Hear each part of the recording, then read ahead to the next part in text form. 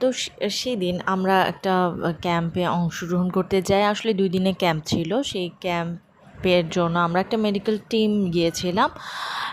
ক্যাম্পটা ছিল বান্দরবানের থানচিতে এবং সেটা ছিল রেমাক্রে এবং বড় মদক এলাকায়। তো বড় মদক এলাকায় আমরা রাতে থাকি এবং সেখান থেকে পরদিন সকালে আমাদের দ্বিতীয় ক্যাম্পটি ছিল।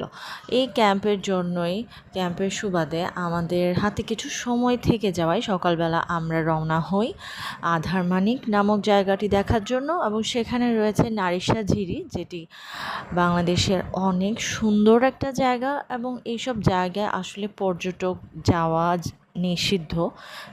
তো জায়গাটা অনেক বেশি দুর্গম এবং এই সব জায়গায় আমরা ওখানকার যারা স্থানীয় তাদের সহযোগিতা নিয়ে যাওয়ার সুযোগটা পাই। তো অনেক কৃতজ্ঞতা অবশ্যই যারা এর পেছনে ছিল। এরপর আমরা রওনা হই, আমরা এখানে যাওয়া শুরু করি এবং যখন আধারমানিক জায়গাটাতে ঢুকে পড়ি, এটা একটা নৌকা ভ্রমণ ছিল পুরো ৩ ঘন্টা, পুরো ১-১.৫ ঘন্টার মতো বড় মদক এলাকা থেকে। আর নৌকায় যাচ্ছিলাম, আবহাওয়া খুবই সুন্দর ছিল।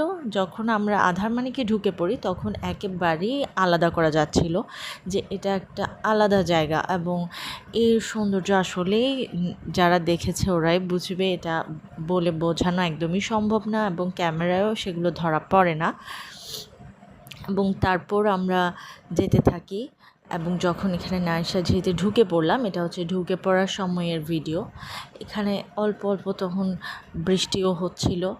তো আমরা অনেক ভাগ্যবান যে এইরকম সৌন্দর্য আসলে দেখার সুযোগটা পেয়েছি এবং সঠিক সময়েও গিয়েছি।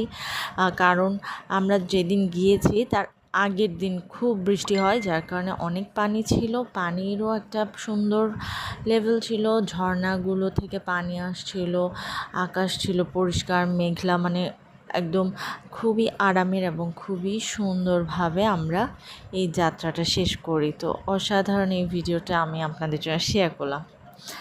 পছন্দ হলে অবশ্যই আপনারা সাবস্ক্রাইব করবেন আমার চ্যানেলটিকে। ধন্যবাদ।